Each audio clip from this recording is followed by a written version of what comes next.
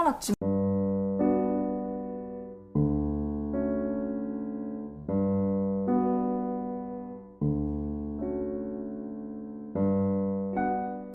죽는 날까지 하늘을 우러러 한 점 부끄럼이 없기를. 잎새에 이는 바람에도 나는 괴로워했다. 별을 노래하는 마음으로 모든 죽어가는 것을 사랑해야지. 그리고 나한테 주어진 길을 걸어가야겠다. 오늘 밤에도 별이 바람에 스치운다.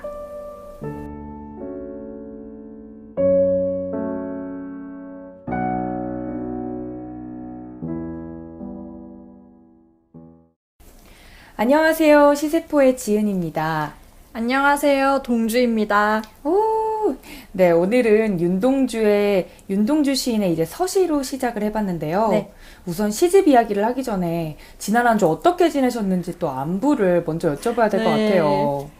우리 동주 씨는 우리 방송 첫방 나가고 나서 한 주 동안 어떻게 지내셨어요? 저는 저희 방송 듣고 민망해서 죽는 줄 알았는데 제가 발음이 그렇게 부정확한지 지금도 아닙니다. 굉장히 부정확했는데 이렇게 제가 말을 그렇게 빨리 하는지도 몰랐고 그래서 이번 방송부터는 저번 방송을 보고 많이 반성을 했기 때문에 아나운서처럼 한번 해보려고 노력하겠습니다. 아니에요. 이제 또 이런 자연스러움이 또 우리 방송의 그런가요? 또 컨셉 아닙니까? 네. 그러면 지인 씨는 지난 한 주 또 어떻게 지내셨어요? 저 같은 경우도 방송이 온에어되고 나서 주변에서 제발 우리 방송 좀 봐주세요 하면서 지인들을 온데 동원해가지고 그렇죠.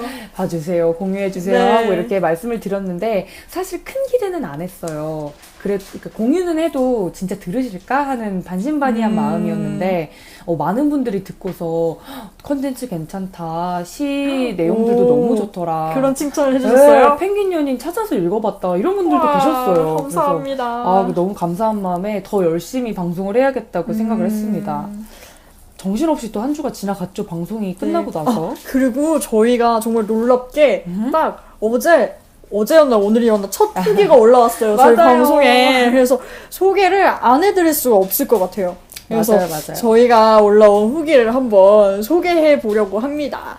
네, 맞아요. 방송 후기가 저희가 올라오기를 기다리긴 했지만 많은 기대는 안 했거든요. 혹시나 안 올려주시더라도 우리끼리 상처받지 말자. 네. 하면서 다독였는데 어디 한번 역사적인 첫 후기를 읽어볼까요?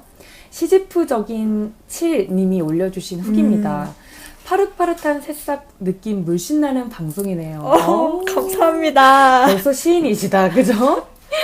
전문 시인은 아니지만 본인 역시 시를 읽고 가끔 시를 써보기도 한다고 하네요. 시에 대해 진솔한 대화가 오가는 분위기가 참 좋다고 저희 방송을 칭찬해 주셨어요. 저희가 또 분위기 하나 잘 탔나 봐요. 또 은는이가라는 시는 언어가 갖는 고유한 매력을 드러내는 것 같다고 나와 다른 너의 어울림이 은는과 이가를 쓰는 두 사람으로 드러나는 것도 아주 흥미롭고 이번 기회에 정급별 시인님의 시집을 또 들여다보고 싶다고 저희가 추천해주신 시집에 대해서도 또 감상을 이렇게 남겨주셨어요. 감사합니다. 그리고 또 저희 2부까지 끝까지 들었다는 증거가 여기 나와 있는데 네. 자기소개에 관한 시를 들어서 자기를 드러낼 수 있는 시에 대해서 또 고민을 해보셨다고. 맞아요. 저희가 썼는데도 막상 쓰려니까 굉장히 어려웠잖아요. 네. 거기에 대해서 또 공감을 또 해주셨고 앞으로도 시에 얽힌 흥미로운 대화를 기다린다고.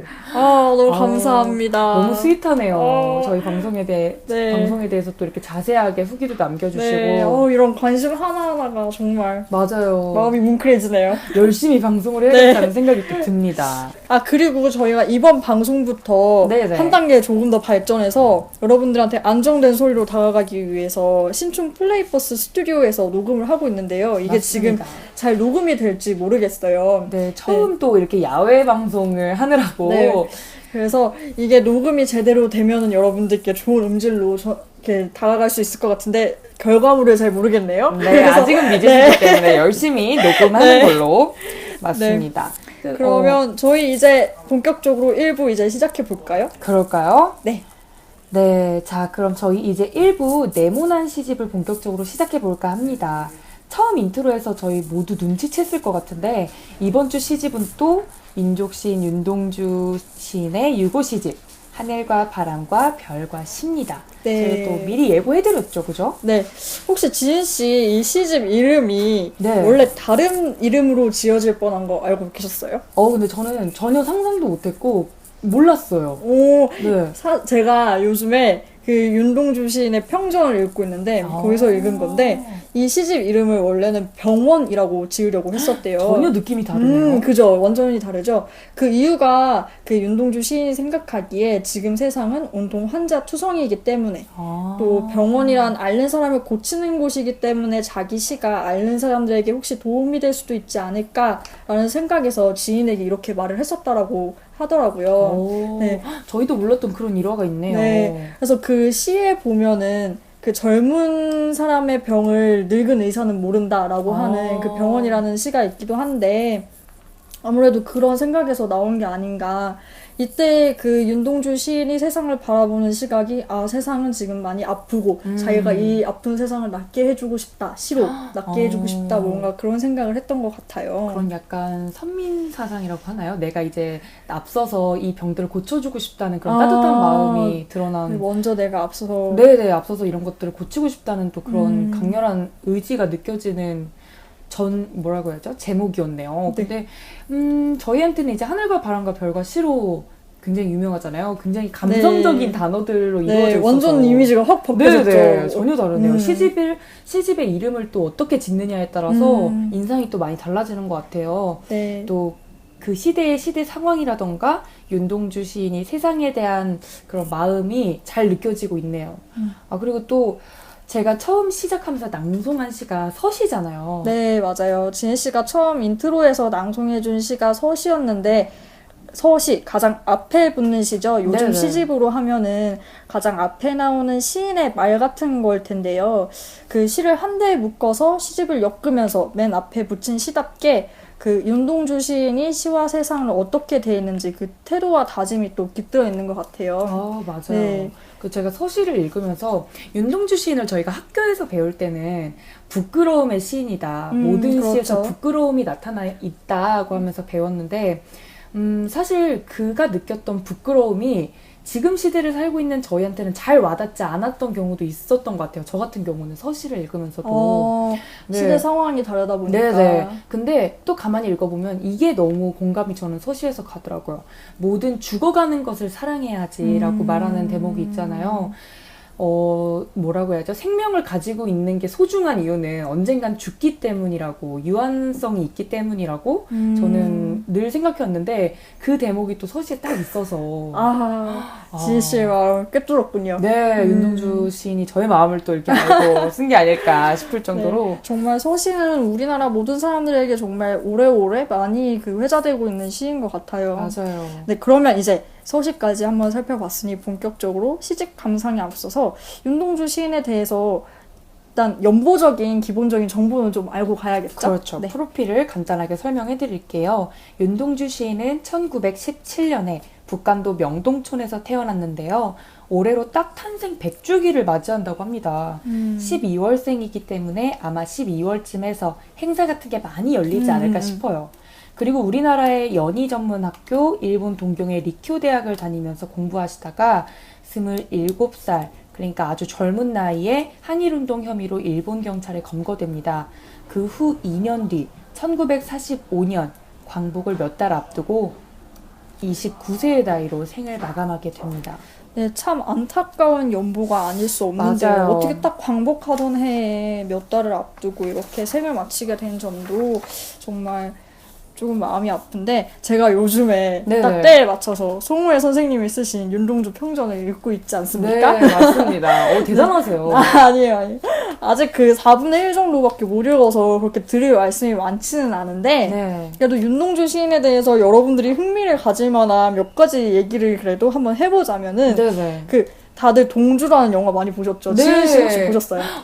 거기에 나오는 배우분이 너무 잘생겨서 개인적으로 좋아해가지고 찾아봤었거든요. 강하늘 씨가 주연이시죠? 네, 너무 맞아요. 잘생기셨더라고요. 거기서 원래 윤동주 시인이 원래 실물들도 굉장히 잘생기시기도 했는데 맞아요. 그 영화를 보시고 뭔가 그 배우가 사투리도 안 쓰고 뭔가 서울 남자처럼 그렇게 맞아요, 나오잖아요. 그런데 사실 윤동주 시인은 사투리가 심했다고 합니다. 아, 네, 왜냐하면은 그래요? 윤동주 시인이 함경도 출신인데 이 네네. 함경도가 사투리가 엄청 심했대요. 아, 그래요? 네, 함경도가 그 외지랑 별로 그렇게 교류가 없기 때문에 구한말까지도 세종시대 때 맨 처음에 훈민정음을 나왔을 때 그 발음 그대로 사용하고 있었던 네, 그런 기록이 있다고 하네요. 그래서 언어학 교수님들은 굉장히 관심이 많으실 법한. 그러실 거, 네. 그래가지고 윤동주가 이 함경도 출신이다 보니까 함경도 네. 사투리를 썼다고 해요. 그런데 저희는 지금 잘 그렇게 상상이 안 되죠. 네, 굉장히 뭐랄까요, 지식인, 그쵸. 깍쟁이, 서울 깍쟁이 차드나? 남자? 네, 약간 이런 차단아, 느낌인데. 네, 그런 시인으로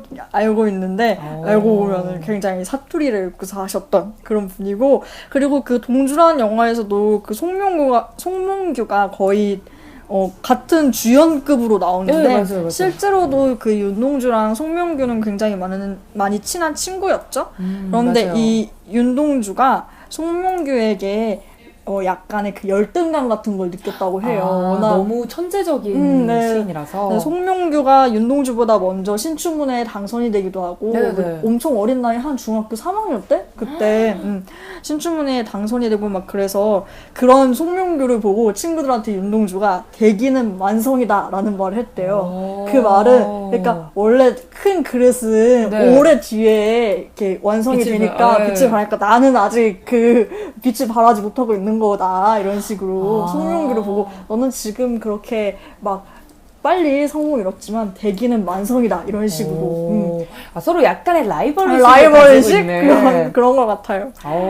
근데 문학사를 보면 대부분 이제 저희가 아는 유명한 문인들 주변에는 항상 그들을 감화시켰던 라이벌들이 한둘씩 맞아요. 있었더라고요. 솔직히 송명규가 없었으면은 윤동주 시인이 이 정도로 그 기록적으로 시가 많이 남지 않았을 거라고 생각하는 그 부분이 나오는데 네네. 그 송무회 선생님께서 평전을 쓰신 부분에 이런 내용이 있더라고요. 그 송문규가 신춘문예에 당선되면서 그거에 자극을 받아서 윤동주 시인이 그 시점에 맞춰서 자기 시에도 이제 막 내가 언제 적었다라는 것까지 다 기록해가면서 시를 본격적으로 수집하기 시작했다라는 거죠. 자신의 시를. 네, 그래서 이런 송문규의 이런 자극이 윤동주의 시가 제대로 기록될 수 있도록 한 하나의 기폭제라고 해야 되나? 그런 게 되지 않았나라고 얘기를 하시더라고요, 책에서.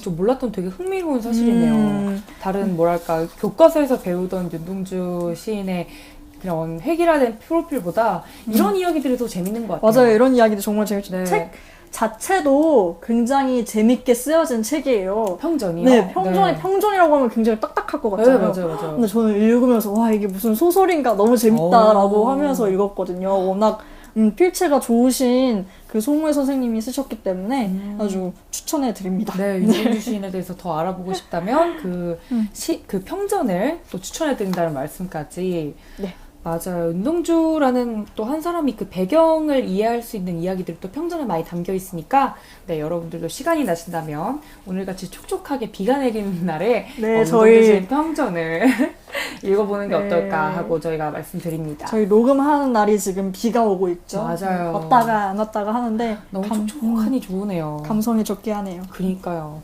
자, 그럼 시인 이야기를 좀 저희가 해봤으니까 본격적으로 저희가 읽어온 시집에 대해서 이야기를 해볼까요? 동주 씨는 이 시집 전체적으로 어떻게 읽으셨나요? 저는 저랑 이 시인이랑 이름이 같아서 워낙 이 줄여서 말씀드릴게요. 네. 하바별시. 하바별시. 맞아. 너무 기니까. 하바별시. 이 하바별시 시집을 초등학교 때부터 진짜 수십 번을 계속 읽었거든요. 정말요? 네, 이게 지금 제가 가지고 온 이 시집이 초등학교 한 3학년, 2학년 때 산 시집인데 지금까지 계속 이걸로 읽고 있거든요. 네. 그래서 그런데 읽을 때마다 조금 보이는 시들이 달라지고 느끼는 시들이 달라지고 그런 건 있는 것 같아요. 근데 저는 그 윤동주 시인이 그 뭐라 그럴까? 이 시대적인 상황을 우리가 떨어뜨려 놓고서는 얘기를 할 수도 없잖아요. 윤동주 시인가.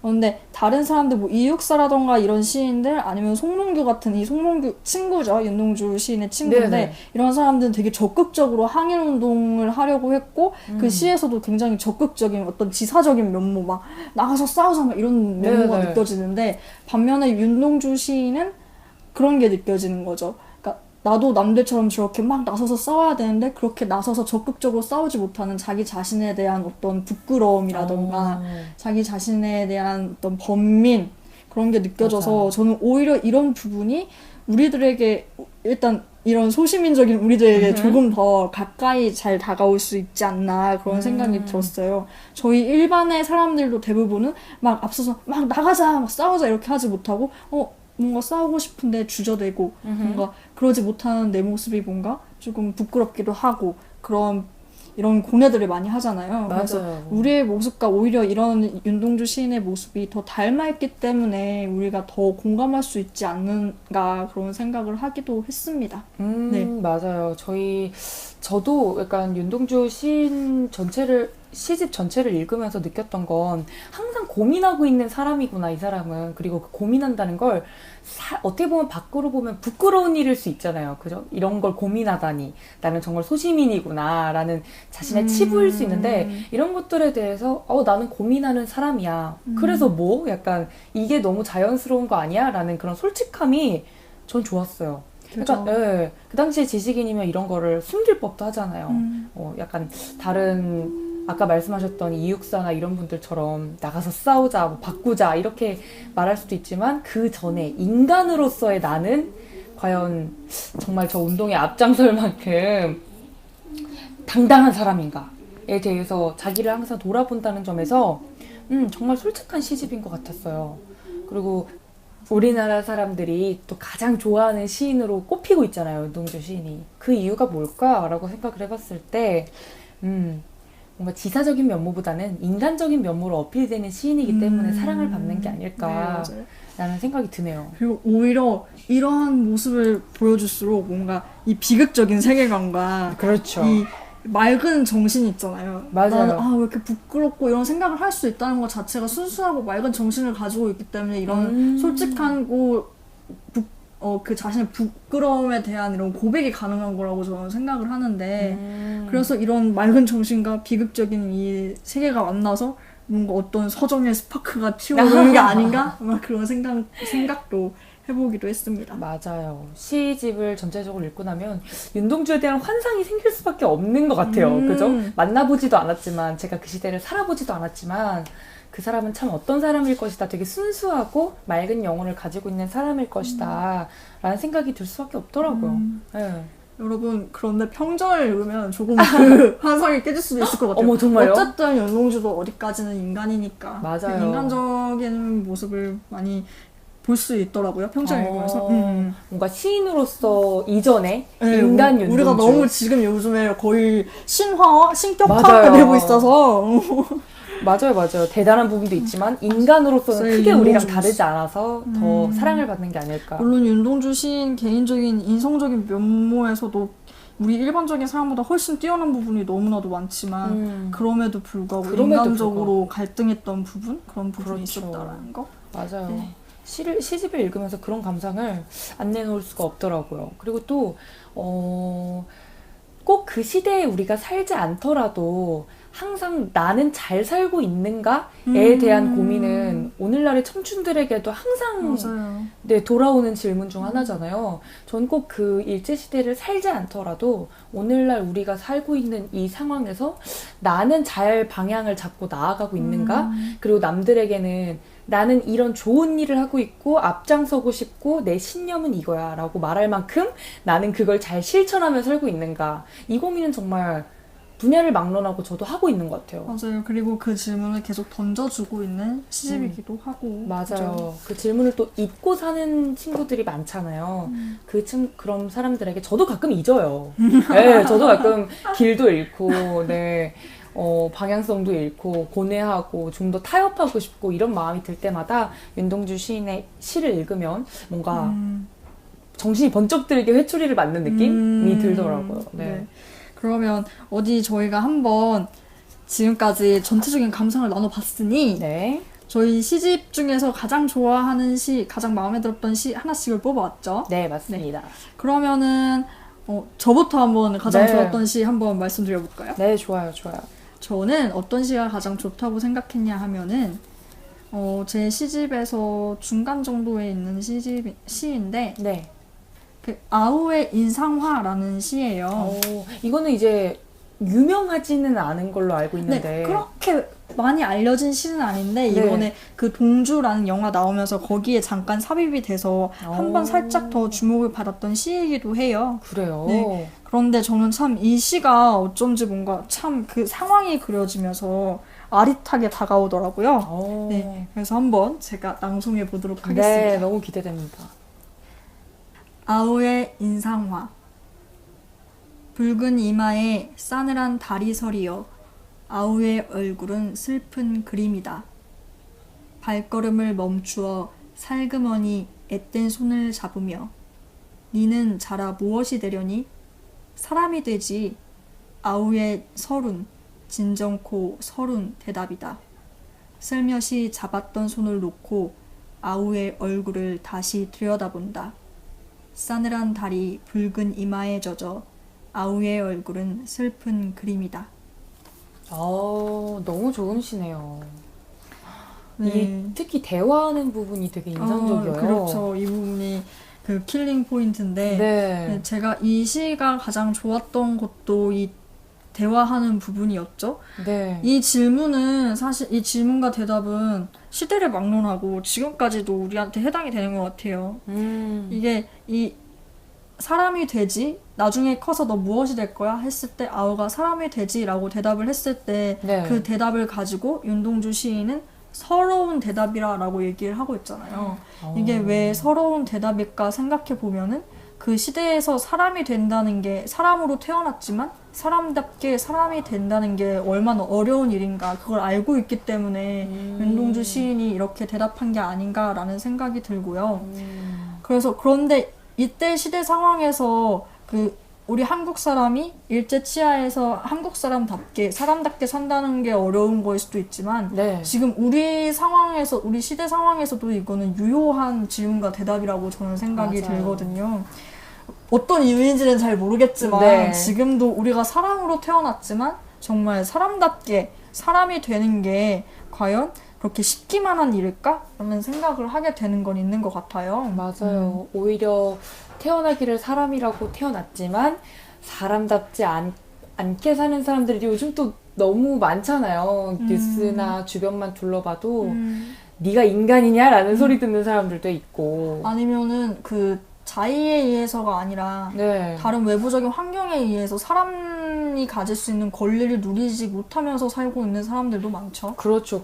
그런 분들에게는 사람만큼, 보통의 사람만큼 살아내는 게 그분들에게는 또 하나의 그렇죠. 싸움처럼, 투쟁처럼 다가오는 경우도 있으니까 여러 가지 생각을 하게 되네요. 맞아요. 사람이란 단어가.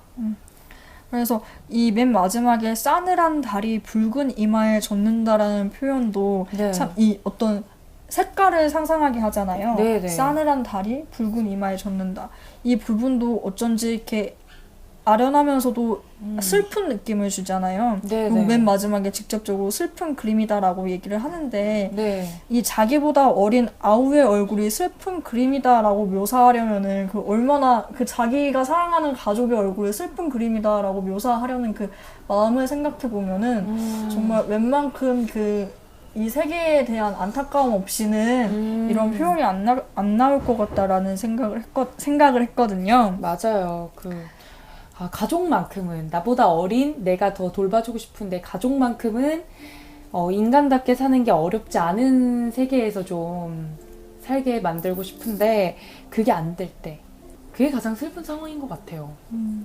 그래서 이 모습을 또 시대적인 상황이랑 연결시켜 보면은 우리 민족의 그 미래를 동생을 통해서 보면서 그래서 우리 민족의 그 미래가 어쩐지 슬픈 그림 같다라는 생각을 한 게 아닌가 그런 생각도 하게 되는 것 같아요. 진짜요. 여러 시대를 넘어서 여러 가지 생각을 좀 하게 네. 만드는 좋은 시인 것 같아요. 네.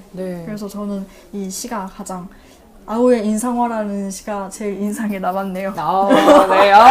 방금 랩 같았어요. 무리수는 얹지 말아야겠어요. 아닙니다. 네. 아무튼 그러면 리드미컬한데요? 그러면 이제 지은 씨가 추천해주는 가장 좋았던 시도 한번 읽어봐야겠죠? 네. 제가 선정한 시는 윤동주 시인의 길입니다. 길이라는 시. 네. 네, 맞아요. 좀 비교적 앞쪽에 시가 쓰여져 있는 것 같은데 한번 읽어보도록 하겠습니다. 네. 길. 잃어버렸습니다. 무얼 어디다 잃었는지 몰라 두 손이 주머니를 더듬어 길에 나아갑니다. 돌과 돌과 돌이 끝없이 연달아 길은 돌담을 끼고 갑니다. 담은 쇠문을 굳게 닫아 길 위에 긴 그림자를 드리우고 길은 아침에서 저녁으로, 저녁에서 아침으로 통했습니다. 돌담을 더듬어 눈물 짓다 쳐다보면 하늘은 부끄럽게 푸릅니다. 풀 한 폭이 없는 이 길을 걷는 것은 담 저쪽에 내가 남아있는 까닭이고 내가 사는 것은 다만 잃은 것을 찾는 까닭입니다. 네. 네. 이런 시군요. 이 시를 고른 이유는요. 네. 제가 좋아하는 노래가 있는데 G.O.D의 길 같은 제목을 가진 노래가 그러네요. 있어요. 네. 그 가사가 있었군요. 네, 그 노래는 좋은 노래는 시대를 타지 않잖아요. 네, 노래를 들었을 때 시랑 같네요. 그렇죠. 네, 마치 시처럼 좋은 노래는 시대를 가리지 않고 계속해서 제 기억에 남아서 재생되는 것 같은데 그 가사랑도 되게 비슷해요. 내용이 무언가 잃어버린 것을 찾기 위해 이 길을 걷지만 이 길 끝에 내가 잃어버린 걸 과연 찾을 수 있을까에 대해서는 여전히 물음표거든요. 근데 무언가 잃어버렸는지 정확히는 모르지만 이 길을 따라서 계속해서 내가 잃어버렸다는 걸 하늘을 보면서 인지하는 거 자체만으로도 방향성을 잃지 않고 앞으로 나아갈 수 있지 않을까. 이게 마치 당시 진로를 고민했던 네, 제 상황과 약간 비슷해서 내가 잘 가고 있을까에 대한 불안감부터 시작해서 이 길을 가면 내가 이제 왜 그거라 그러죠? 하나를 선택하면 하나를 잃어버리는 기회비용이라는 게 있잖아요. 네. 내가 잘 선택한 걸까? 다시 후회하지 않을까? 내가 그걸 나중에 잃고서 다시 돌아가면 어떡하지라는 그런 여러 가지 불안한 상황이 물론 시대는 다르겠지만 윤동주 시인의 상황이랑 비슷한 것 같아서 하지만 잃어버린 걸 끝까지 잊지 않고 잃어버렸다는 사실 자체만 네. 잊지 않으면 그러면서 길을 나아가는 모습이 오늘날의 제 모습과 되게 비슷하더라고요. 저는 이 시를 읽으면서 한편으로는 그 잃어버렸다는 사실 잊지 않는 것 하나만으로 이렇게 살아가는 게 사실 그렇게 쉬울까라는 생각을 맞아요. 하게 돼요. 사실 뭘 잃어버렸는지도 모르고 어디다가 잃어버렸는지도 모르는 거를 정말 한없이 어떤 그 암담한 미래 속에서 그걸 계속 찾아야 된다는 게 맞아요. 되게 저는 너무 막막할 것 같거든요. 사실 그래서 포기하는 게 가장 빠른 방법일 수 맞아요. 있는데 이런 상황에서는 포기밖에 막 없는 거 아니야? 이렇게 생각하게 될 것 같은데 딱 그 상황이 어떤 건지 너무 잘 느껴져서 또 이때 그 시대적인 상황이랑 결부시켜서 생각해보면 정말 이런 마음을 가지고 있는 게 얼마나 그 맞아요. 무거운 짐이었고 또 그런 마음이었는지 생각하게 되네요. 우리는 이제 광복이라는 걸 이미 누리면서 태어난 사람들이기 때문에 조금만 더 버텼으면 됐을 것을 하고 안타까운 마음이 들지만 그 당시에 살았던 이 윤동주 시인 같은 경우는 정말 광복이라는 건 꿈도 못 꿨을 언제 법한 올지 모르는 거니까. 네, 정말 암흑 같은 상황에서 이런 시를 그래도 하늘을 보면서 내가 잃어버렸다는 사실을 잊지 않고 살아가야겠다 이 말 자체만으로도 굉장히 부담스러웠을 거예요. 사람으로서는. 그렇죠. 그리고 또 이 고민이 진짜 삶의 본질에 꿰뚫기 때문에 또 우리들에게도 적용이 되는 거겠죠? 저도 맞아요. 지은 씨 얘기를 듣고 보니까 저도 갑자기 저의 진로 생각이 들면서 네. 나는 이 길이 맞긴 한 건지 맞아요. 내가 맞는 걸 찾고 있는 건지 맞아요. 심지어 되게- 내가 원했는지 아닌지도 까먹을 정도로 맞아요. 저희도 지독하게 고민해서 대학에 온 게 아닙니까? 그렇죠. 네. 정말 이런 고민은 어쩔 수 없는 이 길이라는 게 결국은 인생의 길을 말하는 것 같네요. 네, 맞아요. 그래서 더 와닿는 것 같아요. 네. 저희 이렇게 두 가지 시를 한번 읽어봤는데 네. 그런데 저는 윤동주 시인의 시집에서 사람들이 많이 생각하지 못하는 게 네네. 그 동시가 되게 많거든요. 아, 동시요? 네, 그런데 아. 그 사람들이 윤동주 시인이 동시를 썼다라는 사실은 많이들 모르시더라고요. 맞아요, 맞아요. 네, 그래서 한번 동시 두 편만 읽어드리고 좋아요. 넘어가도 좋을 것 같아요. 네네, 너무 좋습니다. 그래서 윤동주 시인이 썼던 동시 두 편 한번 읽어드릴게요. 네. 맨 처음 거는 호주머니라는 시입니다.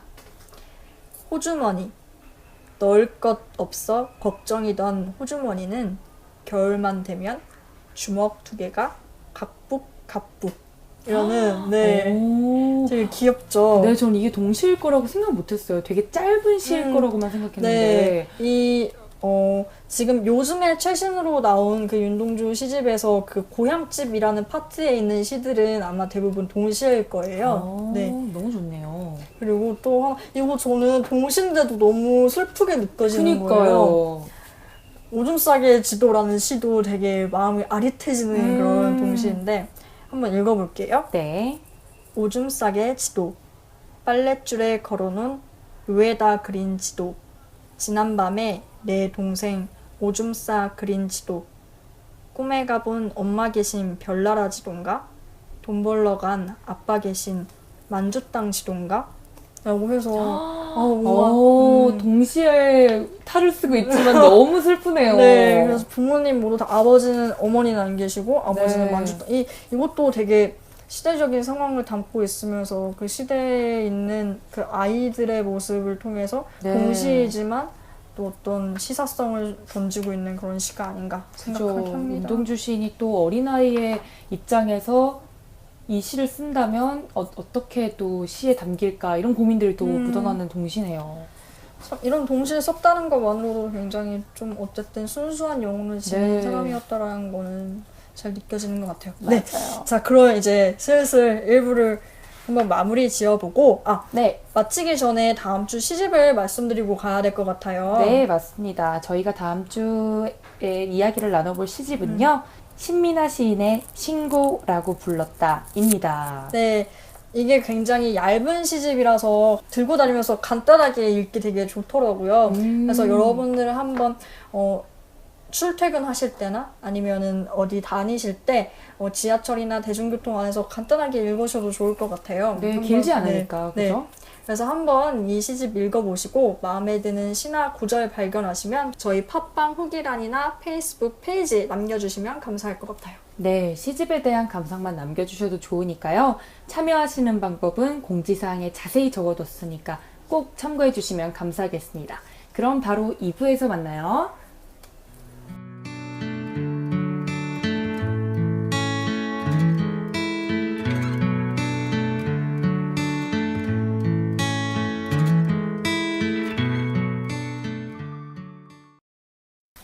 (2부) 당신은 쓰고 나는 읽고 시간입니다. 이 시간은 한 가지 주제에 대해서 여러분들이 보내주신 시를 소개하는 시간인데요.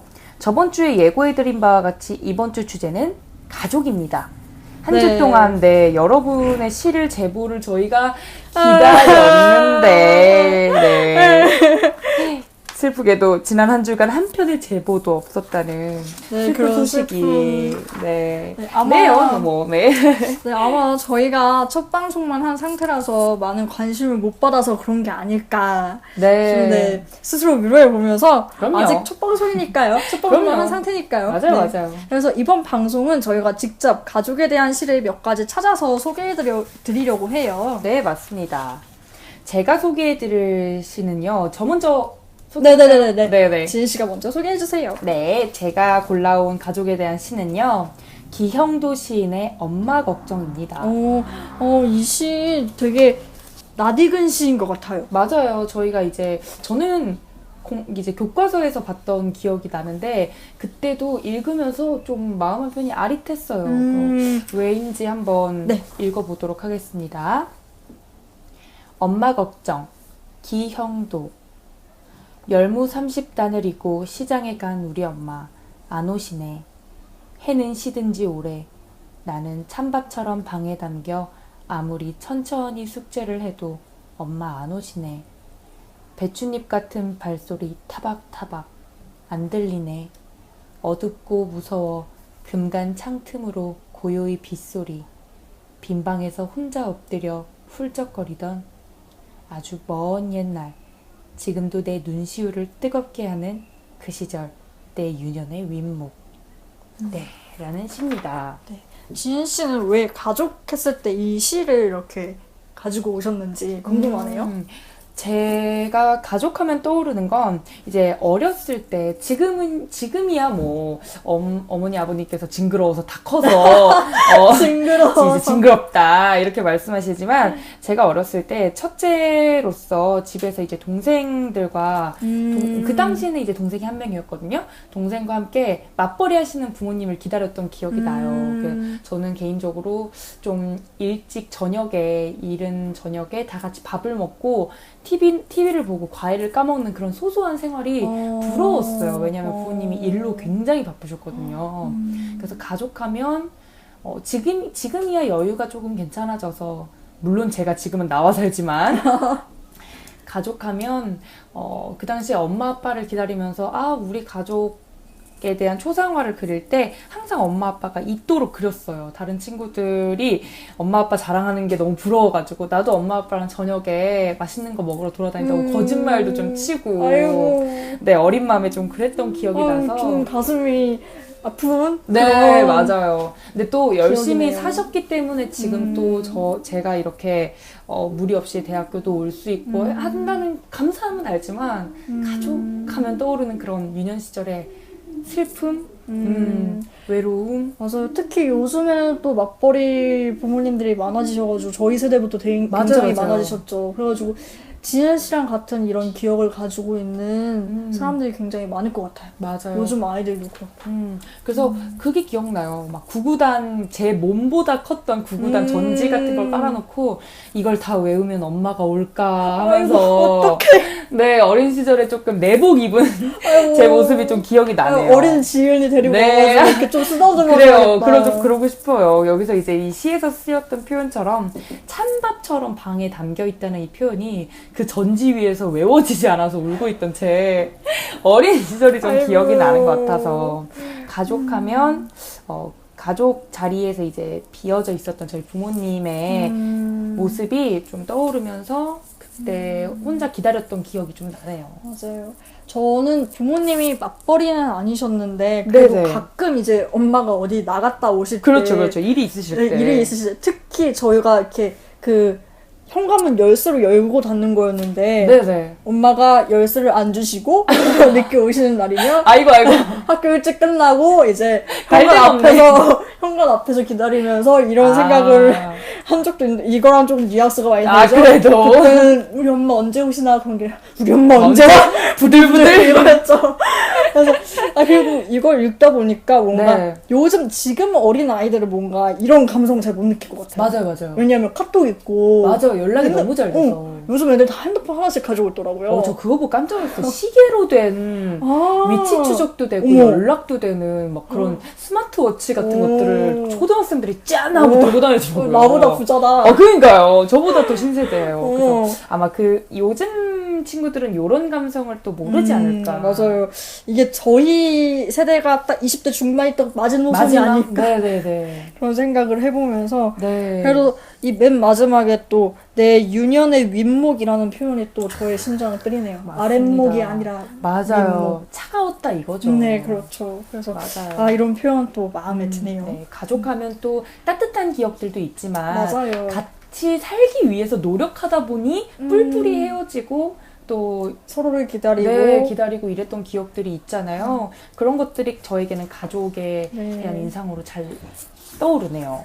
저희가 오늘 가족이라는 주제로 시를 가지고 왔는데 저도 그렇게 따뜻하진 않아요. 네, 맞아.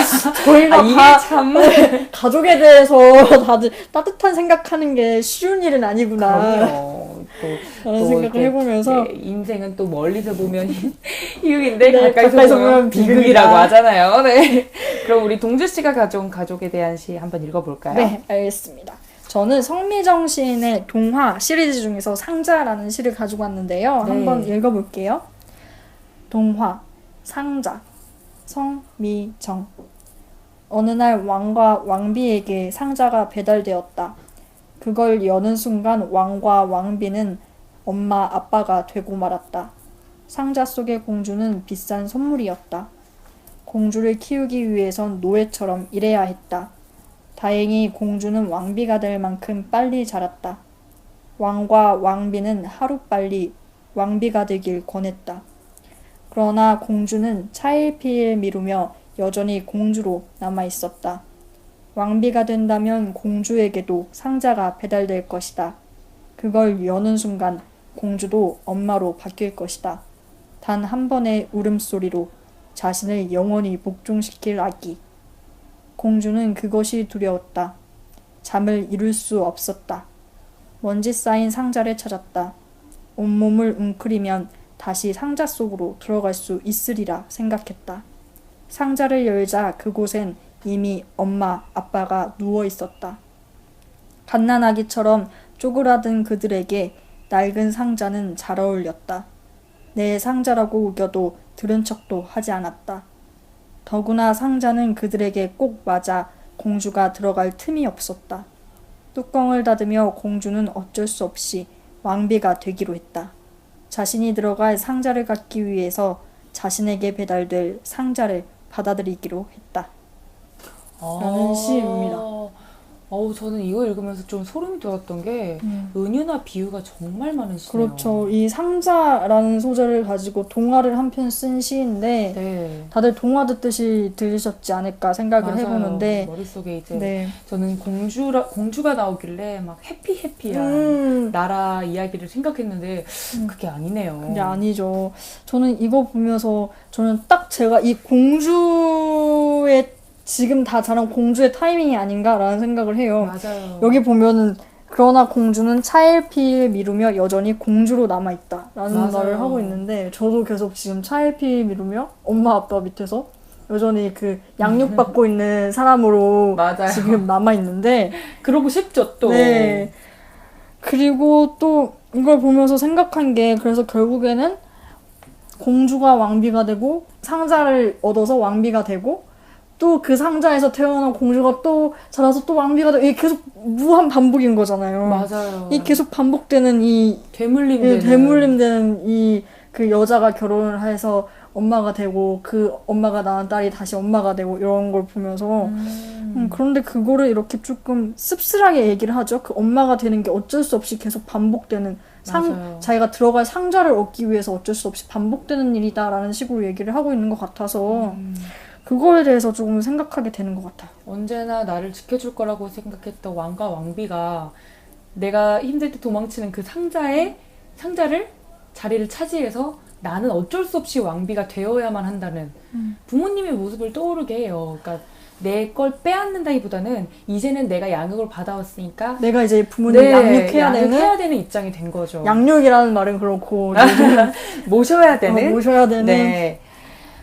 우리 사회 구조랑 똑같잖아요. 네. 그죠? 그리고 저는 이걸 보면서 왕과 왕비와 공주가 연결되어 있고 독립성이 서로 없는 관계잖아요. 맞아요. 서로가 서로에게 너무 지나치게 의지하고 있는 우리 한국 사회의 이런 가족 모습을 또 저는 떠올리게 하더라고요. 부모님이 자식 키울 때는 모든 걸 다 자식에게 바치고 그래서 공주가 왕비가 될 수 있도록 다 바친데 또 왕비가 되면은 그 다시 상자 속으로 들어간 부모님에게 그것을 다시 이렇게 다 되돌려줘야 되고 또 새로운 상자를 또 얻기까지 해야 되고 뭐 맞아요. 그래서 저는 이 가족 사이에 독립성이 없는 모습도 보여주고 있지 않나. 맞아요. 가족이란 건 가까우면서도 가장 먼 사이이잖아요. 저는 그렇게 생각하는데 우리나라에선 그 부모님과 자식 간의 독립이 잘 안 되고 있기 때문에 모든 시작의 비극의 시작은 거기서 오는 것 같아요. 제가 계속 이런 말을 하게 되는 것도 제 요즘 상황이 그래서 그런가 봐요. 진짜 저는 지금 20대 중반임에도 아직도 부모님에게 독립이 안 되는. 저도 그래요. 금전적으로도 독립하기 어렵고 또 정신적으로 독립하기도 저는 아직도 어리광을 피우고 싶을 때 그런 말 하거든요. 난 결혼 안 하고 엄마 아빠 밑에서 평생 딸로 살고 싶다. 그런 말도 하고. 근데 부모님은 제가 이제 뭐 TV나 여러 가지 미디어를 봤을 때도 항상 가족 간의 문제를 다룬 프로그램들은 거기서부터 문제가 시작하더라고요. 부모도 자식에게 독립이 안 되고 자식도 부모에게도 독립이 안 될 때 그때 이제 모든 비극의 시작이 네, 되는 게 아닐까라는 생각이 듭니다. 네. 여러 가지 생각을 하게 하는 시네요. 네, 이 가족이라는 저는 맨 처음에 이걸 저번 주에 방송 예고 들을 때 굉장히 따뜻한 시간이 되겠다 이렇게 맞아요. 생각을 했는데 어쩌다 보니 저희가 가지고 온 시들이 참 많은 생각을 하게 하는 그런 시들이었네요. 가족이라는 게 또 그렇잖아요. 그죠? 네, 맞아요. 자, 그러면은 이제 이렇게 가족이라는 주제로 이야기를 나눠봤는데요. 그러면 이제 다음 주 주제를 말씀드려야겠죠, 지은 씨? 네, 다음 주 주제는 장래 희망입니다. 제가 오늘 윤동주 시집을 읽었더니 제가 또 꼽아온 시 중에 길이라는 시가 네. 있었잖아요. 네, 그 길이라는 이야기를 하면서 내 미래에 대해서 네, 막 고민했던 맞아요. 기억이 나서 저희가 다음 주 주제는 장래 희망으로 한번 정해봤습니다. 네, 꼭 장래 희망이라는 게 뭐 진로일 뿐만 아니라 지금 직업을 가지고 계신 분들도 내가 지금 이 직업을 하고 있지만 나중에 내가 노년에 뭔가를 하고 싶다라는 그죠, 게 큰 있으면 그림을 또 그리고 있는 게 있으면 장래에 있는 희망. 그죠, 네, 무조건. 그냥 장래에 있는 희망에 대해서 얘기를 해주시면 될 것 같아요. 그래서 직접 시를 지어서 남겨주셔도 좋고 아니면 이 주제에 장래 희망이라는 주제에 어울리는 시를 추천해 주셔도 좋습니다. 여러분들이 남겨주시면 저희가 다음 방송에서 같이 감상하고 이야기를 나눠볼게요. 남겨주실 때 느낌이나 사연도 같이 남겨주시면 더 감사할 것 같고요. 남기시는 방법은 팟빵 후기 또는 시세포 페이스북 페이지에 메시지나 댓글로 남겨주시면 됩니다. 자세한 내용은 공지사항을 확인해주세요. 자, 그럼 이제 우리 마칠 시간이네요. 오늘 방송도 유익하고 재밌으셨기를 바랍니다. 네, 저희도 굉장히 재밌었고요. 그러면은 여러분 다음 주에 내일 만나요. 만나요. 안녕!